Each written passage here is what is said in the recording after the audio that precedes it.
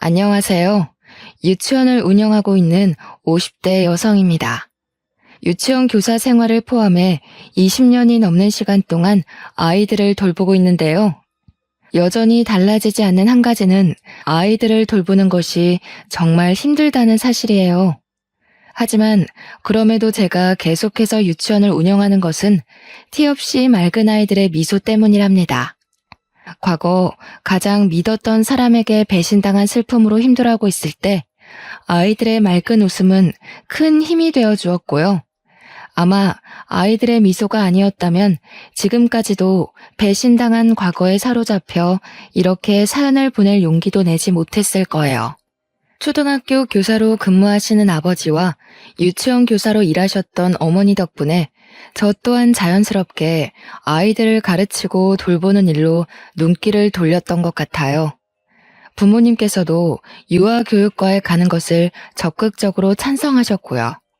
솔직히 결혼을 하고 아이를 낳고도 복귀해 일할 수 있는 직업은 그리 많지 않잖아요. 그래서 더 유아교육과를 가고 싶었던 것 같습니다. 유치원 교사가 되면 적어도 경력이 단절될 일은 없을 테니까요.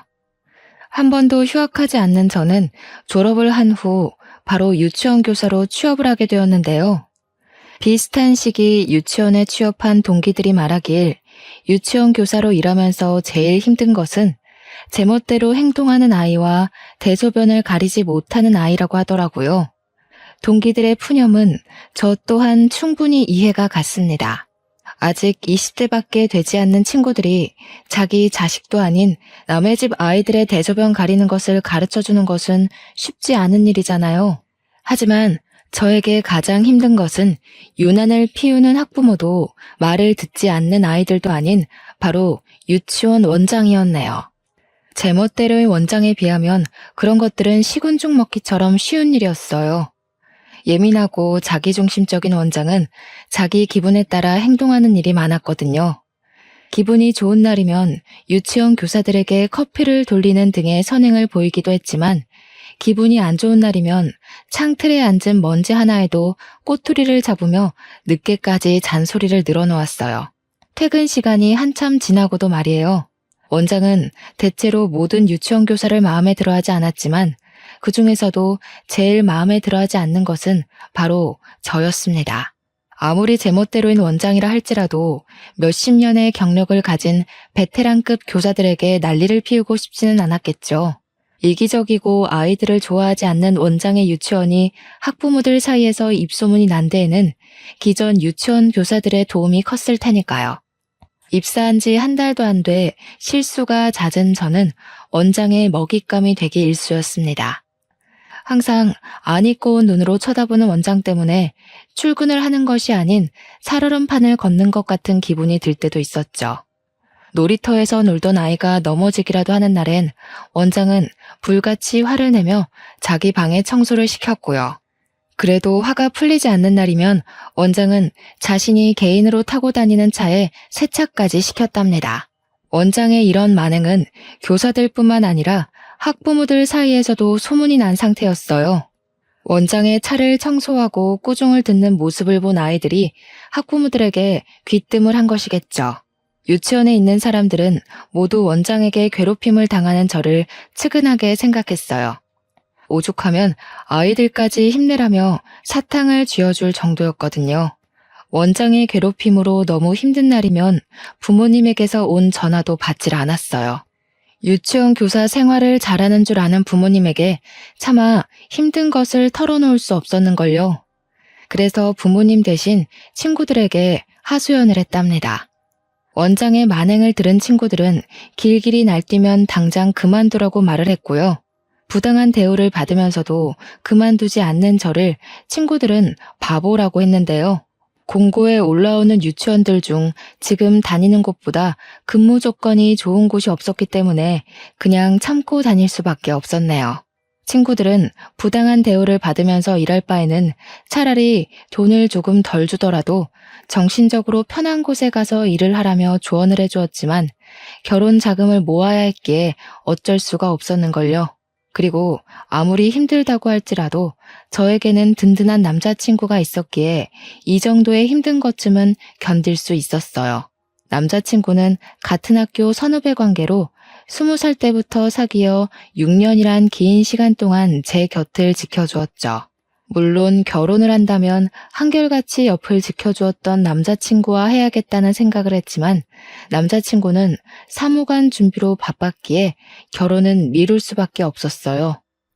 남자친구가 바로 사무관에 합격한다고 해도 공시생 생활을 하면서 모은 돈이 있을 리가 없었기에 결혼 자금은 전적으로 제가 하는 것이 옳다고 생각했죠. 그래서 힘든데도 불구하고 악착같이 유치원에서 버틴 거고요. 다행히 남자친구는 제가 유치원에 입사한 지 1년 만에 사무관에 합격을 했습니다. 첫 출근을 한 후 남자친구는 곧장 프로포즈를 해주었죠. 한쪽 무릎을 굽히고 반지를 끼워주는 남자친구를 보자 저도 모르게 눈물이 나왔어요. 이 순간을 위해 그동안 몸이 부서져라 일을 한 거잖아요. 얼마나 고생했는지를 알기에 주변 동기들 또한 저희의 결혼을 진심으로 축하해 주었는데요. 남자친구의 어머니를 뵌 순간 저의 꽃길은 가시도 든 지옥길로 변하게 되었네요. 예비 시어머니는 다름 아닌 꿈에서도 마주치기 싫었던 원장이었거든요. 남자친구의 어머니를 뵈는 자리에 원장이 나올 거라고는 꿈에도 생각하지 못했어요. 원장 또한 예비 며느리 자리에 제가 있는 것에 당황한 눈치였고요. 아버지 없이 힘들게 일을 하며 헌신적으로 남자친구를 키웠다는 어머니가 원장이라는 사실을 알게 되자 온몸에 소름이 돋더군요. 그동안 남자친구 앞에서는 세상 어디에도 없는 온화한 어머니 역할을 하면서 다른 사람들에게는 길길이 날뛰며 화풀이를 했던 거잖아요. 남자친구가 잠시 전화를 받으러 밖으로 나간 사이 원장은 미소를 띠고 있던 가면을 벗어던지고 본색을 드러내었어요. 참나, 정성스레 차린 밥상에 개 앉은 꼴이라니. 니까짓 게 어디라고 감히 우리 아들 옆자리에 앉아? 너 말해봐라. 우리 아들 보고 일부러 내가 운영하는 유치원에 얼굴 들이민 거지? 내세울 게 없으니 얼굴 도장이라도 찍으려고. 그게 무슨 말씀이세요, 원장님? 원장님이 기준 씨 어머니라는 거 알았으면 제가 진작에 말했겠지 왜 숨기고 있었겠어요. 원장은 유치원에 취업을 한 것부터 그동안 자신이 행패를 부려도 참은 것까지 모두 사무관이 된 남자친구의 옆자리를 노리고 한 행동이라고 생각을 하는 듯했어요. 아무리 아니라고 말을 해보아도 원장의 머릿속에 저는 음흉하게 남자친구를 차지한 여자가 되어 있었죠. 긴 말 할 거 없고 당장 헤어져라. 번듯한 사무관인 우리 아들한테 유치원 교사 나부랭인 네가 어디 가당키나 하던?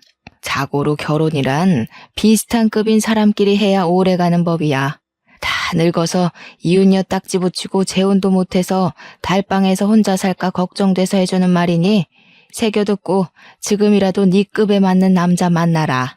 그동안 제가 원장님 마음에 안 들었다는 거 잘 알지만 지금도 노력하고 있고 앞으로도 원장님 마음에 들려고 노력할 거예요. 그러니까 제발 결혼만큼은 허락해 주세요.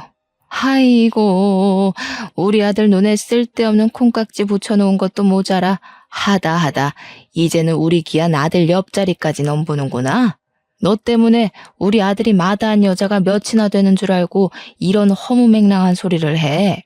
우리 아들이 마다한 여자 중에 눈 감고 아무 여자나 집어다가 앉혀놔도 너 같은 것보다 100배, 아니 1000배는 나을 거다. 가진 게 없으면 염치라도 있어야지. 어디 감히 우리 아들을 넘봐. 자존심도 구기고 빌었지만 원장은 꿈쩍도 하지 않았어요. 오히려 더욱더 밀어내는 것 같았고요. 원장은 유치원 교사가 된 것이 공부를 안 해서라고 했는데요. 참 씁쓸했어요. 물론 안정성과 여러 가지 상황을 보고 직업을 선택한 것은 맞지만 아이들을 사랑하는 마음만큼은 진심이었는걸요. 똑같이 아이들을 가르치고 돌봐주는 입장에서 원장에게 안 좋은 말을 들으니 기분이 썩 좋지는 않더군요. 원장의 말을 듣다 보니 스스로가 못난 사람이 된 것 같았고요. 하지만 그럼에도 남자친구를 포기할 수 없었어요. 그래서 원장에게 저희의 결혼을 허락해달라 싹싹 빌 수밖에 없었습니다. 눈물까지 보이며 빌었던 것이 효과가 있었는지 원장은 못마땅한 눈으로 쳐다보면서도 결혼만큼은 허락한다고 말했어요. 대신 원장의 말이라면 무조건 따라야 한다는 이상한 조건이 걸리긴 했지만 왜 그런 말이 있잖아요. 사랑하면 약자가 된다는. 남들이 보기에는 저를 바보같이 봤을 수도 있어요. 남자친구에게 말을 해서 합의를 봐도 되는 일이니까요. 생각해보면 겁이 났던 것 같습니다. 아버지도 없이 혼자서 자신을 길러준 어머니에게 남자친구는 깊은 애정을 가지고 있었거든요. 물론 남자친구의 사랑이 깊기는 했지만 그럼에도 어머니에 대한 사랑을 이길 수 있는 것은 아니니까요. 우여곡절 끝에 결혼을 한 후 저희 부부는 유치원과 가까운 곳에 구축 아파트에 신혼집을 마련하게 되었답니다. 아파트의 전세금은 전부 제가 모은 돈으로 해결을 했는데요. 남편은 그게 퍽 미안했는지 월급의 70%를 건네주더군요. 그동안 뒷바라지하느라 고생했으니 앞으로 자신이 호강시켜주겠다면서요. 물론 부잣집처럼 호화로운 생활을 할 수 있는 정도의 돈은 아니었지만 그럼에도 행복했네요. 아무리 사랑하는 사이라고 해도 월급의 대부분을 넘겨주는 것이 쉬운 일은 아니잖아요. 결혼 후 남편은 유치원 교사 일을 쉬길 원했습니다. 유치원 교사 생활을 하면서 힘들어한 것을 제일 옆에서 지켜봤으니 그럴 만도 했죠. 저 또한 기회만 된다면 퇴사는 아니더라도 잠시 일을 쉬면서 한숨을 돌리고 싶었어요. 그렇지만 그러기 위해서는 시어머니라는 큰 산을 넘어야 했기에 잠시 쉬고 싶다는 이야기를 쉽게 꺼내지 못했네요. 결혼 후 행복하지 않은 점을 꼽으라고 하면 그건 바로 퇴근하면 신경 쓰지 않아도 될 원장님이 시어머니가 되었다는 점이었어요. 신혼여행에서 돌아오자 시어머니께서는 작정을 하신 듯 여기저기 끌고 다니며 부려먹기 시작했는걸요. 다른 동료분들이라도 있으면 좋으련만 짜고 친 것처럼 모두 개인적인 사정으로 자리에 안 계셨기에 어쩔 수 없이 시어머니의 질타를 그대로 받아야 했습니다. 물론 동료분들의 빈자리를 임시교사 선생님들께서 메꾸어 주시긴 했지만 초보이신 분들에게 아이들의 케어를 전적으로 맡길 수 없었기에 몸은 2배로 바쁠 수밖에 없었죠. 그렇게 몸이 부서지는 줄도 모르게 시간은 흘러가고 잠시 쉬고 있을 때였어요. 밀려있던 답장들을 하며 앉아있던 차 시어머니께서는 자신의 방으로 저를 부르셨습니다. 방으로 가니 시어머니께서는 뜻밖의 이야기를 꺼내시더군요. 집안이며 학벌이며 잘난 게 없으면 빨리 애라도 낳아서 우리 아들 대일 생각을 해야지. 다른 교사들 복귀하는 대로 사표 내고 애부터 가질 생각해라. 네? 그럼 그만두고 가정주부를 하라는 말씀이세요? 당황스러웠습니다. 시어머니라면 당연히 맞벌이를 하라고 말씀하실 줄 알았거든요. 쉬지도 않고 맞벌이를 하라는 말을 들어도 서러울 테지만 아무런 언질도 없이 일을 그만두라니 이건 이거대로 서운하더라고요. 아무리 아이가 중요하다고 해도 그만두고 나면 그동안 쌓았던 경력이 모두 없어지는 거잖아요. 그래서 시어머니에게 차분히 저희 부부의 생각을 말씀드렸죠. 물론 언젠가 아이를 갖긴 할 테지만 지금은 신혼생활을 즐기고 싶다고요. 예, 너는 지금 드라마 찍니? 너희 나이가 몇인데 신혼생활이야. 당장 애 가질 생각부터 해야지. 임신하려면 여자 나이가 얼마나 중요한데. 지금 너처럼 신혼생활 즐기겠다고 애 계획 미루다 자연 임신 불가 판정받고 시험관이며 인공수정이며 하려고 병원 오가는 부부 보는 게 어디 한두 번이었는지 아니? 자고로 1살이라도 어릴 때 임신을 해야 애 머리가 좋은 법이야. 군말하지 말고 당장 이번 연도에 임신할 계획부터 세워라. 아이 문제는 혼자서 결정할 수 있는 일이 아닌 것 같아서요. 남편하고 상의하고 다시 말씀드릴게요. 화장실 들어갈 때랑 나올 때 마음이 천지 차이라더니 지금 네가 딱 그 짝이구나. 간이고 쓸개고 내줄 것처럼 구는 게 하도 딱해서 사람 인생 구하는 셈치고 우리 아들이랑 결혼시켜줬더니 어디 지금 와서 딴소리야? 이제 지장도 찍어서 심히 말은 들을 필요도 없다 뭐 그런 거냐? 그런 게 아니라요, 어머니. 아직 결혼한 지 한 달도 안 돼서 아이 먼저 말씀하시니 당황스러워서 그랬어요. 그런 뜻으로 말씀드린 건 아닌데 불쾌하셨다면 죄송해요. 이해해보려고 했지만 솔직히 시어머니의 행동을 이해할 수는 없었어요. 물론 저희 부부 둘 다 아이를 좋아하긴 했지만 결혼한 지 한 달도 안 된 신혼부부에게 직장도 포기하고 아이부터 가지라고 하다뇨. 다짜고짜 2세 계획을 강요하는 시어머니의 모습은 이해는 물론 받아들일 수도 없었습니다. 그래서 남편에게 조심스레 시어머니와 있던 일을 말하게 된 것이고요. 제 말을 듣자 남편은 시어머니가 왜 그러는지 설명을 해주었어요. 알고 보니 일찍 돌아가신 시아버지에게는 3명의 형제분이 있었는데요. 놀랍게도 3분 모두 어떻게든 자식을 보려 했었지만 자식을 보지 못하셨다고 해요. 시아버지 또한 자식을 보기 위해 40이 넘은 나이에 간신히 남편을 보게 된 것이었고요. 집안 내력을 알고 있는 시어머니께서는 집안의 대가 끊길까 걱정하신 것이었죠. 남편의 이야기를 듣고 보니 시어머니께서 왜 그렇게 아이에 대해 집착을 하게 되었는지 이해가 갔어요. 그렇지만 시어머니의 행동을 이해한다고 해서 바로 아이를 가질 계획을 세우는 것은 아니었어요. 저희 부부 둘 다 아직은 20대였기에 아이를 가져야 된다는 의무감보다는 인생에 다시는 없을 신혼생활을 단둘이서 즐기고 싶었거든요. 하지만 결혼 후 1년이 지나고 2년이 지나고 눈 깜짝할 사이에 저희 부부는 30대에 접어들었는데요. 30대에 접어들어 주변에서 아이들의 돌잔치와 출산 선물을 보내고 나니 서서히 불안감을 느끼게 되더군요. 그래서 뒤늦게 아이를 갖기 위해 팔을 걷어붙이게 된 것이고요. 술을 좋아하는 남편은 2세 계획을 세운 후부터 금주를 했고 자전거 타기 같은 격한 운동을 좋아하는 저는 요가를 하며 2세를 가지기 위해 노력을 했죠. 아이를 갖기 위해 열심히 노력하긴 했지만 어찌된 영문인지 아이는 저희 부부에게 찾아오지 않았습니다.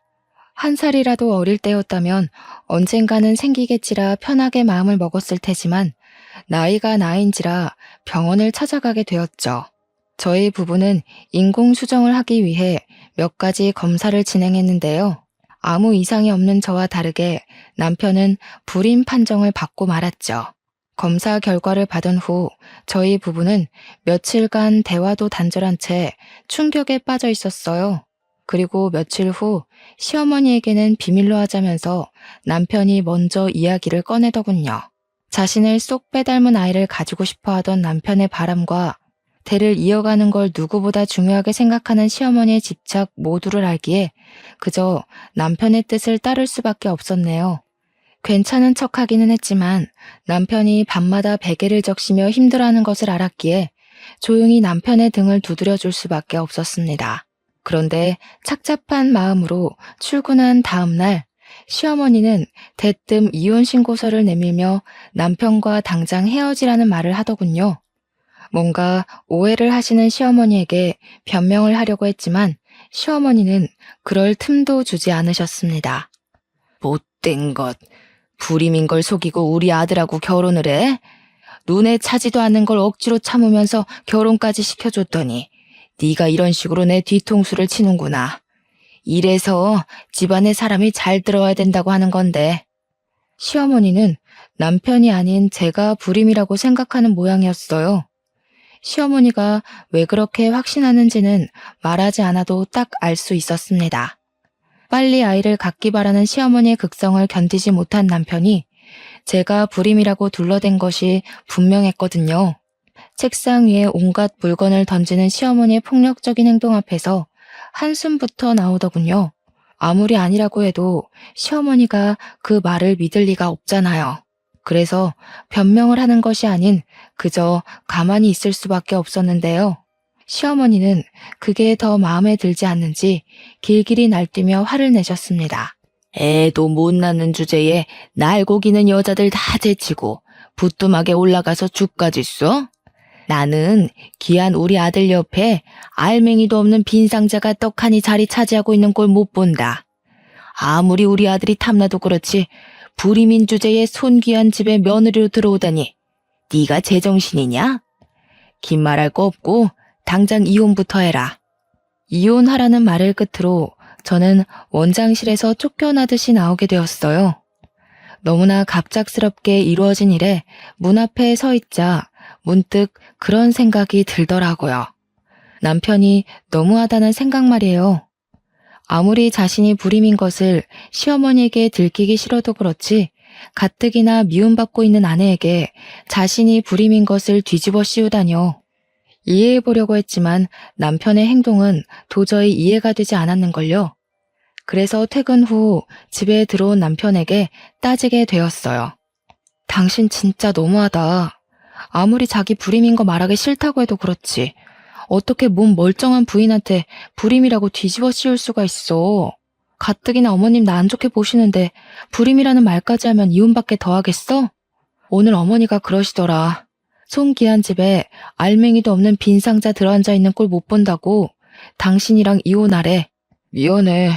어머니가 당신한테 그렇게까지 뭐라 할 거라는 생각도 못했는데 내 불찰이야.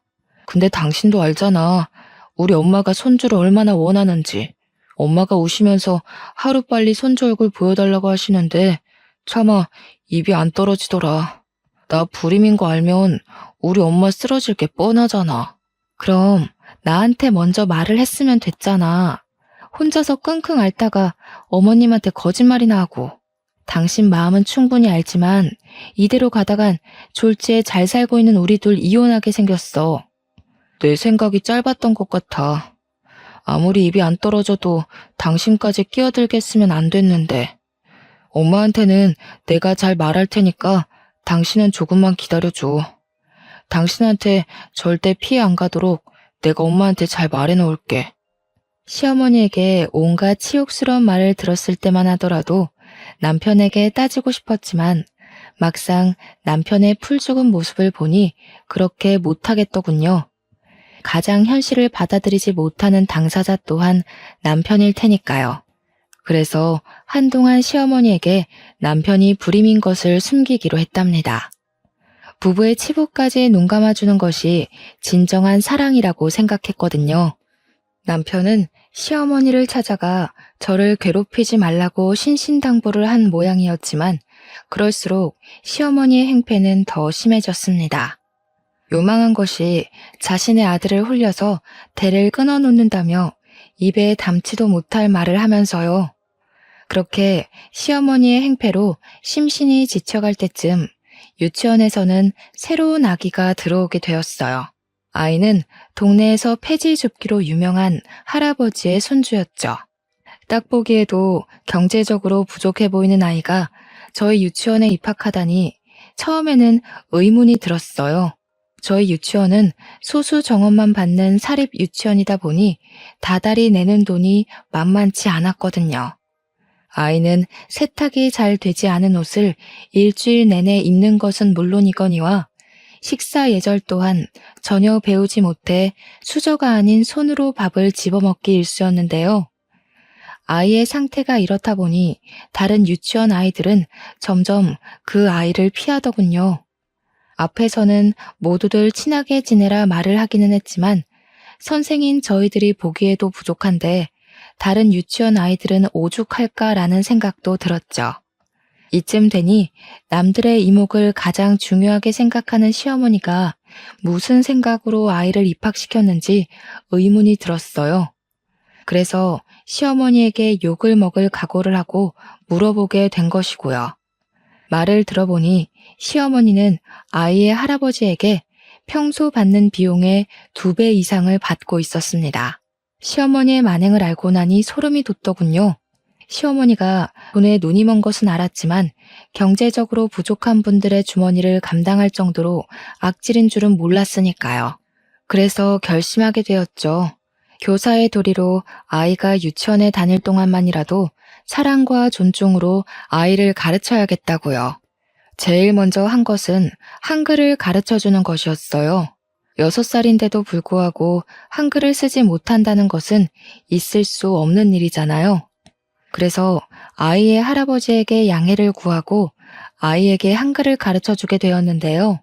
아이는 가르쳐 주면 가르쳐 주는 대로 쑥쑥 흡수를 하는 스펀지 같았습니다. 가르치는 입장에서 아이는 참 탐나는 인재였어요. 2달 전까지만 해도 한글에 한 글자도 못 쓰던 아이가 받아쓰기에 100점을 받을 정도로 발전을 한다는 것은 선생의 노력과는 별개로 아이의 학습 능력이 뛰어나지 않으면 절대로 불가능한 일인 거잖아요. 그 후 아이에게 한글뿐만 아니라 기본적인 예절까지 같이 가르쳤는데요. 아이의 노력과 저의 정성이 통해서인지 아이는 다른 유치원 아이들과 잘 어울렸습니다. 그 모습을 보니 참 흡족했죠. 하지만 그것도 잠시 노쇠해 가는 할아버지의 모습을 보자 아이가 걱정되더군요. 아이에게는 할아버지 이외에 그 어떤 일가 친척도 안 계셨거든요. 그래서 휴대폰 번호를 알려주며 무슨 일이 있을 시 꼭 전화해달라고 말을 하게 된 것이고요. 그리고 아이에게 번호를 준 지 딱 한 달째 되던 날 우려하고 있던 일이 일어나고 말았습니다. 늦은 주말 저녁을 먹고 일찍 잠자리에 들려고 할 때 모르는 번호로 전화가 걸려왔죠.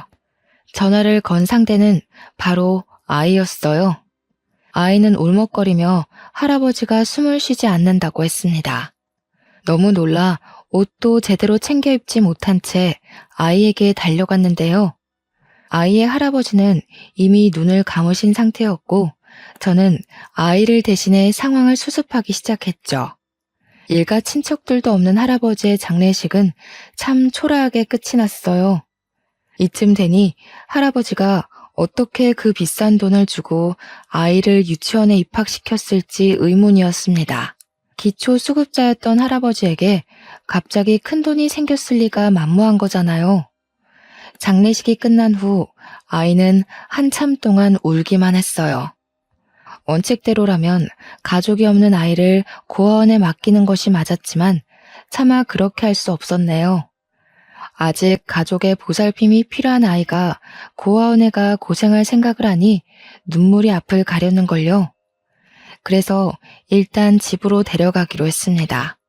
이미 남편에게는 전후 사정을 다 말한 상태였기에 남편 또한 아이를 따뜻하게 맞이해 주었고요.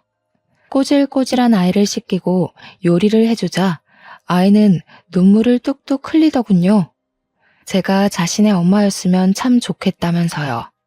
그 말을 듣는데 가슴이 너무나 아려왔습니다. 머리로는 아이를 고아원에 보내야 한다는 것을 알고 있었지만 마음만은 차마 아이를 떠나보내지 못하겠더라고요. 그래서 몇 날 며칠 고민을 하던 중 결국 아이를 입양하기로 결정을 하였죠. 남편과의 사이에서 아이를 갖지 못해 만약 후일에 아무런 연고도 없는 아이를 입양할 바에는 지금 아이를 입양하는 것이 더 나은 선택이라고 생각했거든요. 남편 또한 수도분하고 예의 바른 아이를 마음에 들어 했기에 입양 절차는 일사천리로 해결이 되었는데요. 문제는 역시나 시어머니였네요. 남편이 입양 사실을 털어놓은 당일부터 집을 찾아온 시어머니는 당장 아이를 고아원에 갖다 놓으라며 윽박을 지르셨습니다. 네가 기어코 일을 치는구나. 어디 감히 손귀한 우리 집안에 팬티 하나도 살 돈이 없던 거지 새끼를 입양해와. 멀쩡한 우리 아들이 왜 너같이 하자 있는 것 건사해서 사는 것도 모자라 저런 버러지 같은 자식까지 먹여 살려야 하는 거냐? 어디 뚫린 입으로 말이라도 해봐. 애 입양한 거는 이 사람 뜻이기도 하지만 제 뜻이기도 해요. 오갈 데 없는 불쌍한 애 하나 살리겠다고 입양한 게 나쁜 건 아니잖아요. 엄마도 아이들 키우고 가르치는 공직자시면서 왜 저희 뜻은 이해를 못 해주시는 거예요? 그리고 저번에도 말씀드렸지만 저희는 애 없이 이대로 살아도 충분히 행복하니까 더 이상 아이 문제로 저나 이 사람 스트레스 받게 하는 일 없으셨으면 좋겠어요. 아이고, 네가 꼬리도 없는 불려시한테 홀려도 단단히 홀렸구나. 그렇지 않고서야 네가 어미한테 어떻게 그런 말을 할 수 있겠니? 안 되겠다. 너 당장 저 몹쓸 것이랑 갈라서라. 저 불려시 같은 거랑 더 있다가는 손주는커녕 간이고 쓸개까지 다 뺏기게 생겼다. 이번에도 시어머니는 모든 일을 제 탓으로 돌리며 난리 법석을 떨었어요. 물론 남편이 나서서 시어머니의 행패를 중지하기는 했지만 그래도 서운한 감정이 드는 것까지는 어쩌지 못했습니다. 이 모든 갈등의 시작은 남편이 거짓말을 하면서부터 일어난 일인 거잖아요. 우여곡절 끝에 시어머니가 돌아가신 후 지금까지 느꼈던 감정들을 털어놓으며 조심스럽게 시어머니에게 불임 사실을 고백하는 것이 어떠냐 말을 건넸지만 그럼에도 남편은 조금만 더 기다려달라는 말만 되풀이할 뿐이었죠. 그 후 시어머니에게서 쏟아지는 온갖 시달림을 받고 있자 하니 도저히 제정신으로 견딜 수 없겠더군요. 그래서 친정 부모님에게 도움을 청하게 된 것이고요. 모든 사실을 털어놓자 친정 부모님께서는 경악하며 분통을 터뜨리셨어요. 어떻게든 발을 빼려는 남편과 며느리를 가족으로 인정하지 않는 시어머니까지요. 이런 전후 사정을 모르시는 시어머니께서는 친정까지 찾아와 당장 이혼을 하라며 성화를 내셨는데요. 참다 못한 아버지께서는 시어머니에게 윽박을 지르셨네요. 지금까지는 잘 살고 있는 딸네 부부를 끼어들기 싫어서 가만히 있었지만 우리 딸 눈에서 피눈물 난 걸 안 이상 나도 가만히 안 있을 겁니다. 자기 자식 귀한 줄 알면 며느리도 귀한 줄 알아야지. 그까지 핏줄이 뭐길래 애가 피골이 상접할 만큼 괴롭힙니까? 아이고, 임신도 못하는 주제에 무슨 배짱으로 우리 집안에 시집을 왔나 했더니 지금 보니 다 지 부모를 쏙 빼닮아서 그랬나 보네요. 사돈도 눈치가 있으면 그러는 거 아니에요. 시집간 딸이 애도 못 낳는 빈 껍데기인 걸 아셨으면 화를 내실 게 아니라 바닥에 바싹 붙어서 잘못을 빌었어야죠. 우리 아들이 뭐가 아쉬워서 애도 못 낳는 머저리랑 살 부대끼면서 삽니까? 동네방네 하자 있는 딸내미 소문나기 싫으면 빨리 이혼 서류에 도장부터 찍으세요. 예, 나도 우리 딸 고생하면서 사는 꼴 더 이상은 못 보니 이혼시킬 겁니다. 근데 아무리 생각해도 억울해서 이건 꼭 말해야겠네요. 애 못 갖는 빈 껍데기는 우리 딸이 아니라 잘난 사돈네 아들이라는 거 말이에요. 우리 아들이 불임이라니 그건 또 무슨 헛소리예요? 지금 이혼하기 싫어서 멀쩡한 우리 아들 헐뜯어서 깎아내리려는 속셈인가 본데 괜한 헛꿈 꾸지 말고 애도 못 갖는 딸 이혼시킬 준비나 하세요. 당신 아들이 문제 있는 걸 가지고 왜 우리 딸한테 다 뒤집어 씌웁니까?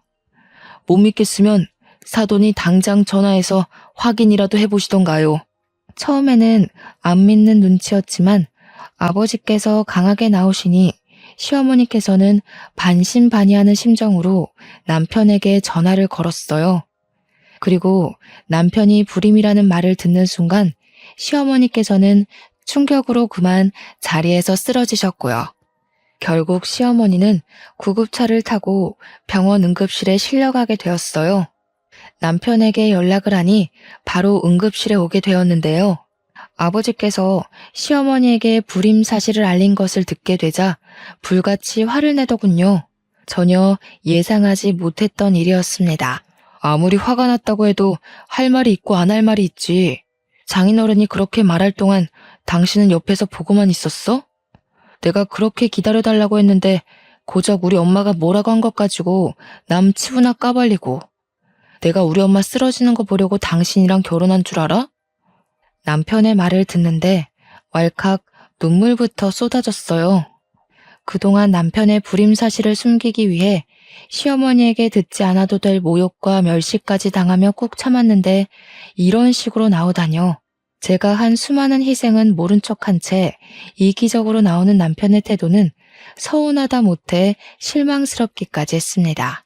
불임 소동이 있는 후 남편과의 사이는 급속도로 안 좋아져 각방을 쓰는 지경까지 이르게 되었어요.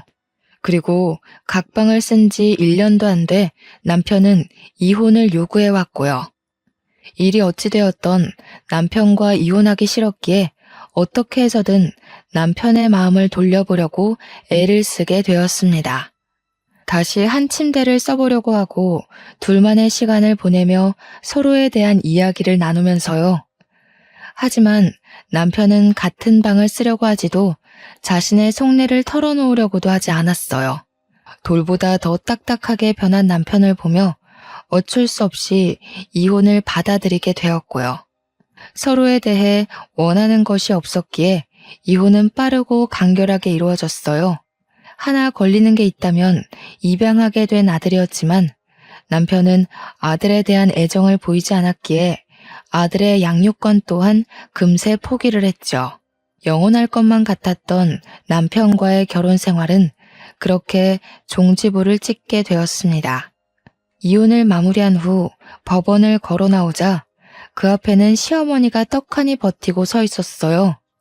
남편은 시어머니에게 차로 돌아갈 것을 권했지만 어찌된 영문인지 시어머니는 따로 할 말이 있다며 남편에게 먼저 차로 돌아가 있으라고 하더군요. 남편이 주차장으로 사라지고 단둘이 남게 되자 시어머니는 가방에서 한 장의 사진을 꺼내 건네주셨는데요. 그 사진은 놀랍게도 초음파 사진이었어요. 깜짝 놀라자 시어머니는 못마땅하다는 듯이 혀를 찼습니다. 불임은 무슨, 네가 직접 봐라. 우리 아들이 불임인가. 다 성에 안 차는 거지 며느리라고 들어와서 노한 조상님이 애가 못 들어서게 막은 거지. 차라리 이렇게 된 게 잘 된 일이지.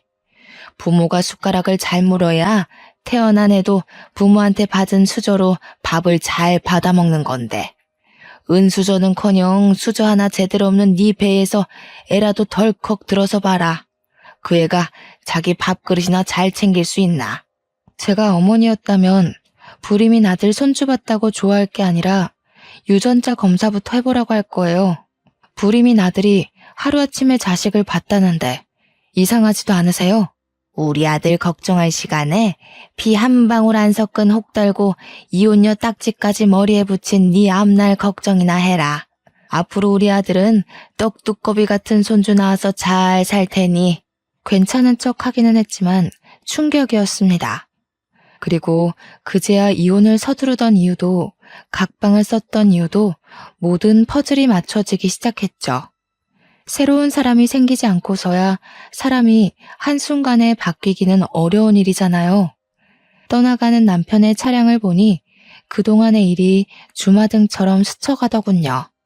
남편의 불임 사실을 숨겨주기 위해 시어머니에게 핍박을 받았던 것부터 남편의 이기심에 질려 각방을 한 순간까지요. 그런 순간들이 머릿속에 스쳐가자 인생이 참 허무하다는 생각이 들었습니다. 그래서 안 좋은 생각까지 하게 된 것이고요. 하지만 제 옆에는 키워야 하는 아들이 있었기에 그런 안 좋은 생각들을 가슴에 묻으며 다시 일어날 수밖에 없었네요. 시어머니가 운영하는 유치원이 월급을 많이 주기는 했지만 차마 남편과 이혼까지 한 상황에서 시어머니가 운영하는 유치원을 다니지는 못하겠더라고요. 그래서 남편과 함께 지냈던 아파트도 정리하고 도망치듯 친정으로 들어가게 되었죠. 친정 부모님께서는 한 살이라도 젊을 때 그런 몰상식한 집안과 이혼한 것이 오히려 잘된 일이라며 위로를 해주셨어요. 친정 부모님의 응원이 있었기에 힘을 내어 다시 취업 준비를 할 수 있었고요.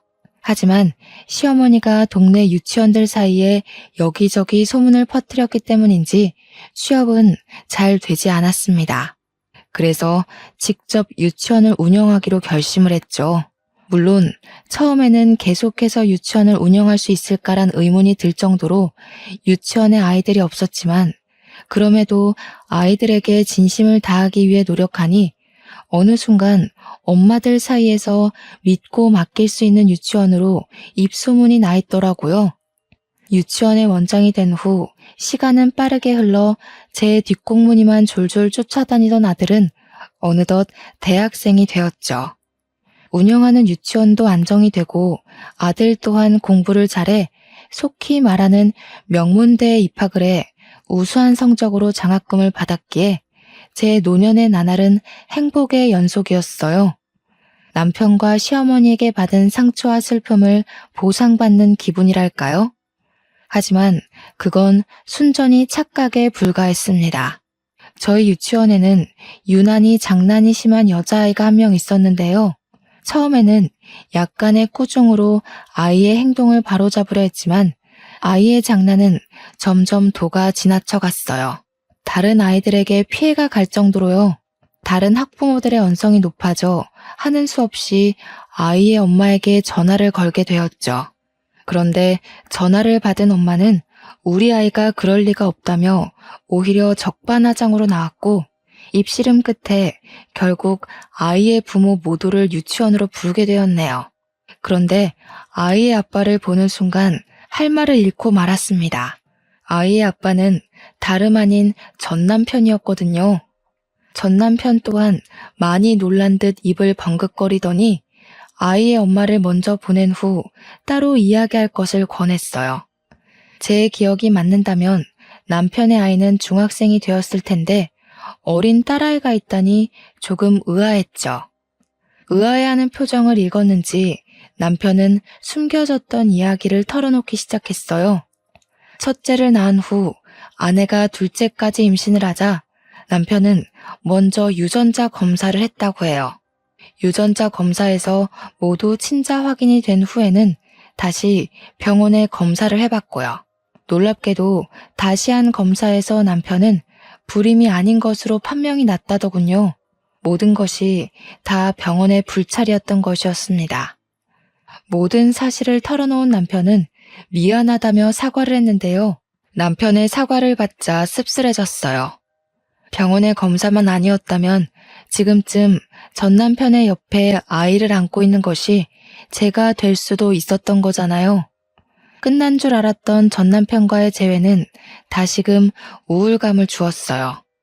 그래서 유치원을 운영한 후 처음으로 쉬어야겠다는 생각을 가지게 된 것이고요. 잠시 유치원 선생들에게 제가 할 일을 떠넘긴 후 제일 먼저 한 것은 이사였습니다. 어차피 아들 또한 대학교 때문에 서울로 올라갔기에 더 이상 혼자서 넓은 집에 살 이유가 없었거든요. 한적한 시골로 이사를 간 후였습니다. 집 정리로 한참 정신없던 차 한 통의 전화가 걸려오더군요. 전 남편의 내연녀였죠. 전화를 받자마자 내연녀는 다짜고짜 상스러운 말을 하며 화를 냈습니다. 당신, 우리 애 아빠 보려고 문제도 없는 우리 애 문제 있다고 말 갖다 붙이면서 유치원으로 우리 부부 불러들인 거지? 뻔뻔하게 헤어졌으면 그걸로 끝난 거지. 어디 애까지 들먹이면서 가정까지 있는 남자를 넘보려고 해? 당신같이 파렴치한 인간한테 우리 딸을 맡긴 내가 잘못이지. 내가 당신 교육청에 고발하고 이 동네에서 얼굴도 못 들고 다니게 할 테니까 유치원 문 닫고 손가락 빨 준비나 해. 기가 차 아무 말도 할 수가 없었어요. 끝난 사이도 아니고 갈등에 종점을 찍은 후 이혼을 했는데 아무리 좋았다고 한들 애틋한 감정이 남아있을 리가 없잖아요. 그래서 내연녀에게 차분히 설명을 했죠.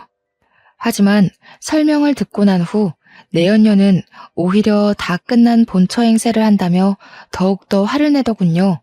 전화가 끊긴 후 작은 소동이라 생각하며 이 일을 그냥 넘기려 했습니다. 내연녀는 생각보다 더 지독하고 악랄한 사람이더군요. 이사한 주소를 어떻게 알아냈는지 내연녀는 제가 사는 곳까지 찾아와 쌍욕을 하며 오히려 저를 내연녀 취급하기까지 했거든요. 남편에게도 이 사실을 알렸지만 애초에 남편은 문제를 나서서 해결하는 사람이 아닌 회피하고 넘어가는 사람이었기에 큰 기대는 하지 않았어요. 남편의 성정을 잘 알았기에 변호사를 구하려 힘썼고요. 다행히 친구의 도움으로 괜찮은 변호사를 구하게 되었는데요. 변호사는 꼼꼼한 일처리로 내연녀에게 접근 금지 명령을 신청하는 것과 더불어 스토커 죄까지 물며 벌금형까지 선고를 했습니다. 변호사의 도움으로 골칫거리였던 내연녀는 떨어져 나갔고요. 내연녀의 일이 끝난 후 몇 번이나 변호사에게 고맙다고 인사를 했죠. 그랬더니 변호사는 이렇게 만난 것도 인연이니 좋은 친구로 지내자며 제안을 했습니다. 처음에는 단순한 이유로 시작한 사이였지만 변호사는 알고 지내면 지낼수록 참 괜찮은 사람이었어요. 친분이 두터워질 때쯤 변호사는 개인적인 이야기를 들려주었죠. 젊은 시절 변호사는 친구와 여행을 가던 중 교통사고를 당하게 되었다고 해요. 졸음운전을 하던 화물차 때문이었는데요. 목숨을 부지한 변호사와 다르게 운전대를 잡고 있던 친구는 안타깝게도 운명을 달리했다더군요. 친구에게는 아내 없이 홀로 키우던 갓난아기가 있었기에 친구를 떠나보낸 후 변호사는 오랫동안 죄책감에 시달려 속죄하는 마음으로 매년 고아원에 기부를 했다고 말을 했습니다. 그래서 저 또한 개인적인 이야기를 털어놓았어요. 이혼 후 홀로 입양한 아들을 키우고 있는 것과 왜 이혼을 했는지 같은 것들 말이에요. 모든 이야기를 들은 변호사는 친아들도 아닌데 지금까지 키운 것이 대단하다 말해주었고, 과거에 아픔이 있다는 공통점 때문인지 저희는 급속도로 친해져 어느 순간 보니 같이 미래를 계획하는 사이가 되어 있었네요. 그런데 변호사는 부끄럽게도 매년 월급의 절반을 고아원에 기부한 탓에 모아놓은 돈이 없다며 부끄러워했는데요. 아무 상관없었습니다. 사려 깊은 배려심과 문제를 외면하지 않고 바로 해결하려는 변호사의 인품은 억만금을 준다고 해도 절대 구할 수 없는 것들이었으니까요. 변호사의 부모님은 며느리를 애 낳는 대용품으로만 보던 시어머니와는 전혀 다른 분들이었습니다. 입양한 아들을 키우고 있는 것을 알았을 때도 괜한 짓을 했다며 비난하는 것이 아닌 그동안 고생했다며 따뜻하게 안아주셨거든요. 변호사의 부모님까지 만난 후 더욱 결혼에 대한 생각을 확고히 하게 되었죠. 아들 또한 변호사를 아버지처럼 잘 따랐기에 저희의 결혼에는 아무런 문제도 없었습니다. 그런데 결혼을 하루 앞두고 아들은 저희에게 상의해야 할 일이 있다며 집으로 찾아왔죠. 아들이 말하길 딱 봐도 불량해 보이는 사람들이 개명 전 자신의 이름을 말하며 오래전 돌아가신 아버지의 이야기를 했다는 것이었어요. 이야기를 들으니 온몸에 소름이 돋더군요. 얼굴도 모르는 사람이 아들을 범죄의 표적으로 정하고 버린 일일 수도 있는 거잖아요.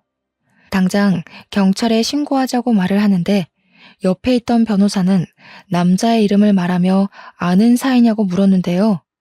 아들은 소스라치게 놀라며 변호사에게 친아버지의 이름을 어떻게 아느냐고 되묻더군요. 그러자 변호사는 아들의 앞에 무릎을 꿇으며 눈물을 흘렸고요. 내가 눈앞에 너를 두고도 몰라봤구나. 그때 네 아빠가 아닌 내가 대신 죽었어야 하는데 만약 내 얼굴을 본다면 꼭 사과하고 싶었는데 하늘이 드디어 나한테도 용서를 구할 기회를 주나 보구나. 그럼 아빠랑 같이 여행을 갔다던 사람이 아저씨였던 거예요? 네가 보기에 변명같이 들릴지도 모르겠지만 그동안 네 할아버지에게 매달 돈을 드리려고 노력했어. 그게 내가 할 수 있는 유일한 사죄의 길이라고 생각했거든. 변호사의 말을 듣고 보니 아주 오래전 품었던 의문이 풀리기 시작했습니다. 폐지를 주워 팔며 어렵게 생계를 유지하던 할아버지가 아들을 비싼 사립 유치원에 보낼 수 있었던 것은 변호사가 보내온 돈이 있었기에 가능한 일이었죠. 할아버지가 돌아가시고 아들이 제품으로 온 후 변호사는 행방이 묘연해진 아들에게 항상 미안한 마음을 품으며 아들에게 보냈어야 할 돈을 고아원에 보낸 것이고요. 저와 결혼을 앞두고 죽기 전 한 번이라도 아들을 봐야겠다는 일념으로 변호사임에도 불구하고 흥신소의 도움을 받아 아들을 찾아다녔다며 눈물을 훔쳤죠. 모든 사실을 알게 된 저희 가족은 한바탕 눈물을 흘리고 모두 퉁퉁 부은 눈으로 결혼식에 참석을 하게 되었는데요. 후회는 없었습니다. 진정한 가족이 함께하는 미래에는 결혼식보다 더 행복하고 웃을 일이 많다고 생각했으니까요. 결혼식을 올린 후 저는 다시 유치원에 복귀했어요. 한 가지 달라진 점이 있다면 제 옆에는 영원한 인생의 동반자가 생겼다는 것이랄까요? 전에 같이 일하던 유치원 교사에게 듣기로 전 남편은 얼마 전 이혼했다는 소식을 전해주었어요. 이혼 사연은 심각한 내연녀의 의부증이라네요. 전 남편과 이혼을 했을 때만 해도 세상이 무너지는 것 같은 절망감을 느꼈지만 시간이 지나고 나니 전 남편과 이혼을 한 것이 참 다행이라는 생각이 드네요. 이혼하지 않았다면 소중한 아들을 키우지도 이렇게 좋은 사람을 만나 행복한 생활을 누리지도 못했을 게 뻔한걸요. 이런 걸 보면 사람은 뿌린 대로 거둔다는 말이 맞는 것 같아요. 조금 오지랖일 수도 있겠지만 전 남편이 지금이라도 이기적이고 회피적인 성격을 고치고 새로운 삶을 살았으면 좋겠습니다. 현재 힘든 시간을 보내고 있는 분이 계시다면 희망을 잃지 마시고 꼭 앞으로 나아가셨으면 좋겠어요. 아무리 힘든 일이 있다고 해도 앞으로 나아가다 보면 그 끝에는 꼭 희망이 기다리고 있을 테니까요. 그럼 지금까지 기구했던 저의 사연을 들어주신 시청자분들에게 감사하며 이만 물러가도록 하겠습니다.